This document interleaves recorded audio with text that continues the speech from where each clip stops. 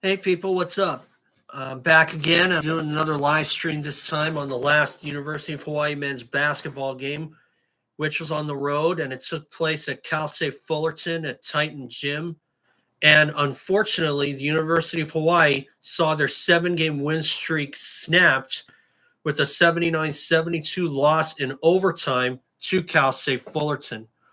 Unfortunately, I wasn't very happy with the way that they played. Um, it was an uphill battle from the get go, and but still, I thought that UH really clawed back in there, and I think they looked a little out of it. But despite all that, they found a rhythm. I was very happy with that. But they ended up taking them to overtime, and it looks like Noel Coleman's triple 3-point shooting is really coming back because he made 3 of them in the game, including the triple that sent UH to overtime with Cal State Fullerton. Now, did I think they were going to win this one? I actually didn't. But what happened was what happened there is an example of the troubles that UH was going through last season when they went through a 3-game skid. They were plagued by turnovers. I'm going to talk about the Fullerton game first, and then I'm going to talk about the UC San Diego game, which I actually was very pleased with because they ended up winning that one. But I'm going to get the Bass stuff out of the way first.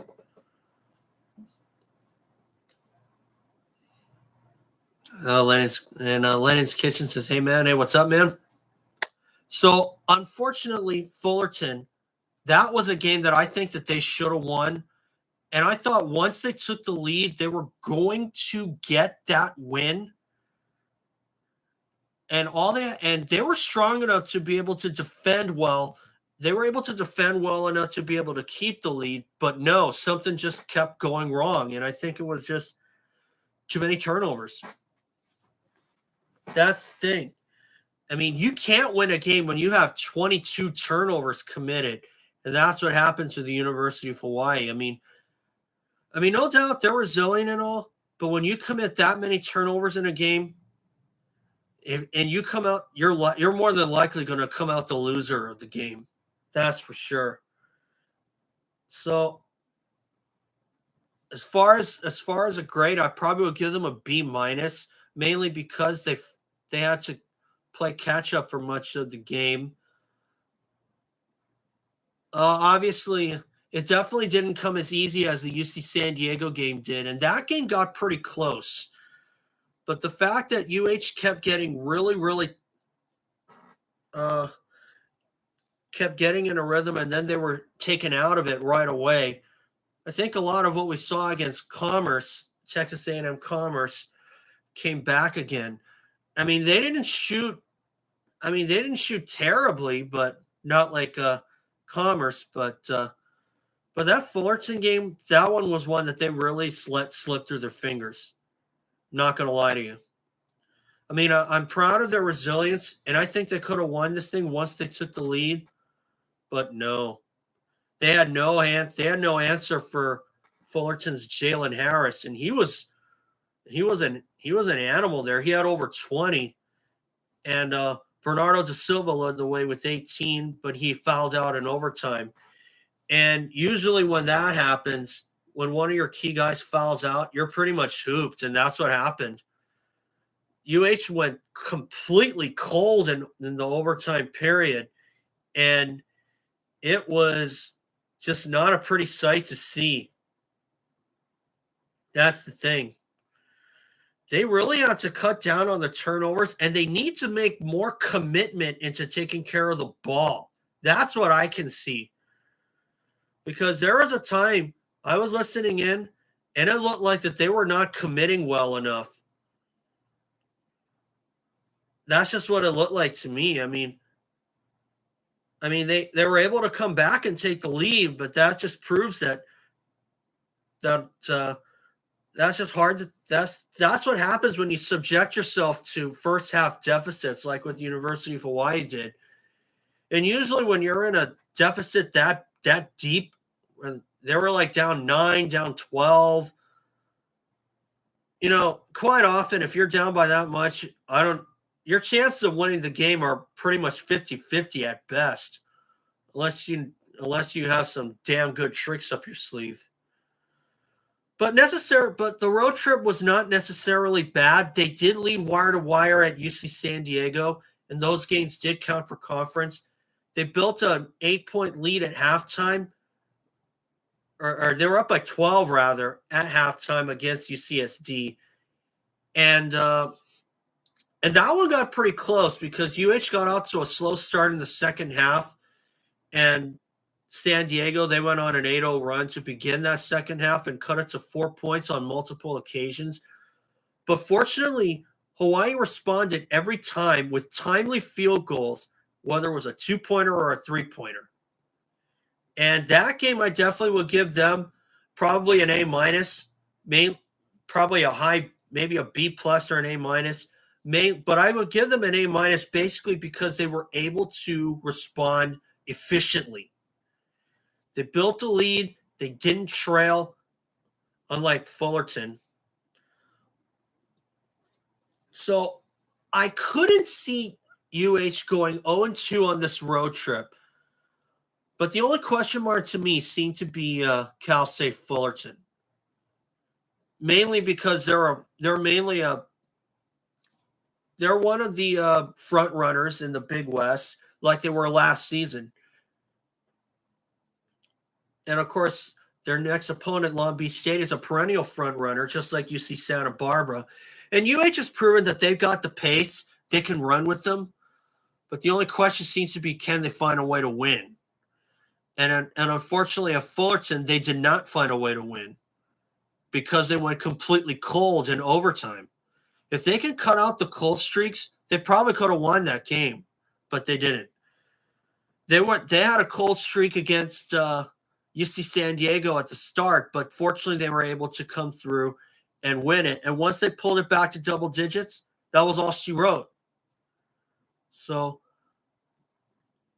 but like I said, I could not see the University of Hawaii going 0-2 on this road trip against UCSD and Cal State Fullerton. But Fullerton seemed to be the biggest question mark.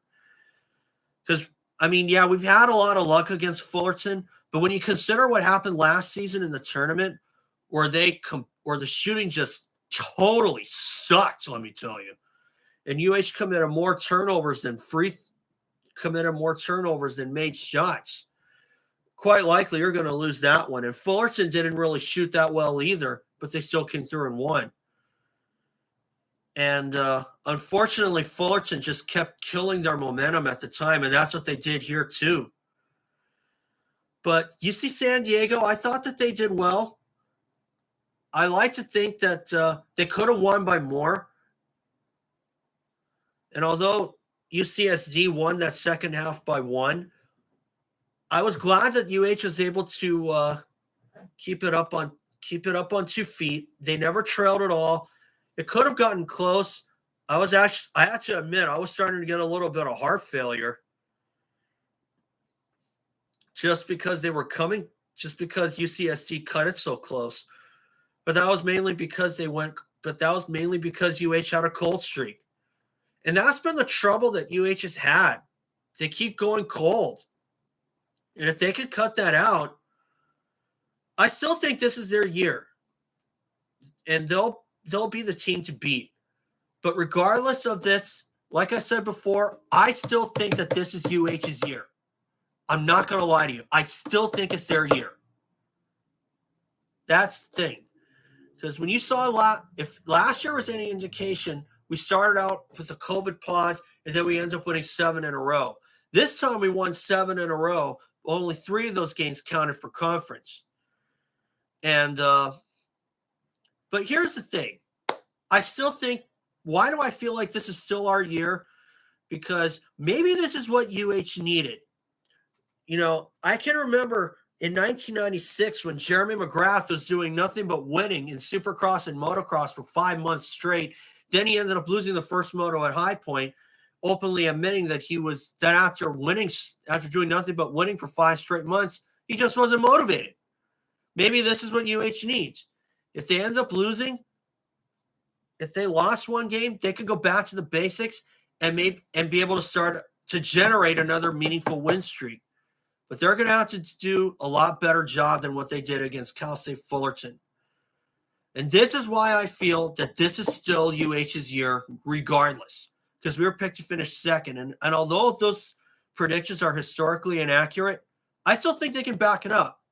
I had to pick them for second place, but I also thought that they could win the Big West season. And I thought third would be the worst that they could do. So, but still, it's really early.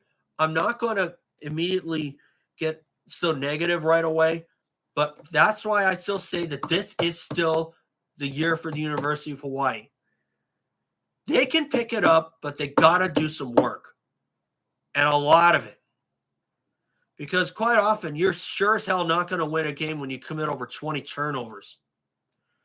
So if UH can cut that down, they stand a good shot. And they certainly had to withstand a run from UC San Diego because they only had 3 turnovers in the second half because UH ended up with 10 after 4 in the first half. So that proves they got it. Do I think they can win this? Do I still think they can win the Big West? Yes. They're going to have to do a lot better. But we'll have to see what happens. So right now, the next game is against Long Beach State on Saturday, and they'll be taking on CSUN on Monday the 16th. So I'll be at both games. As you can tell, you saw no graphics on here because I was unable to attend the UC Davis game because of a personal matter, and I was unable to go to the Cal Poly game because I tested positive for COVID. But I'm pretty much recovered.